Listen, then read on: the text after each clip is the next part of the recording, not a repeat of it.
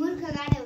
एक गावात एक नवीन मंदिर बांधले. त्या गावामध्ये एक मूर्ती लागत होती गणपतीची. ती मूर्ती आणायला दुसऱ्या गावचे एक कामगारी होते. त्यांना बनायची सांगितली होती. त्यांच्याकडे गाढव होते. 2-4 दिवसांनी ती मूर्ती बनवली. त्या मूर्तीला आणण्यासाठी एक गाढवावर ती मूर्ती लादली.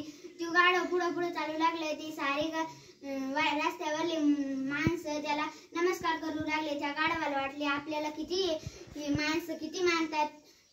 ते गाढव म्हणाला. मग ते पुढे चालू लागलं. त्याला रस्त्यातले सारे लोक नमस्कार करू लागले.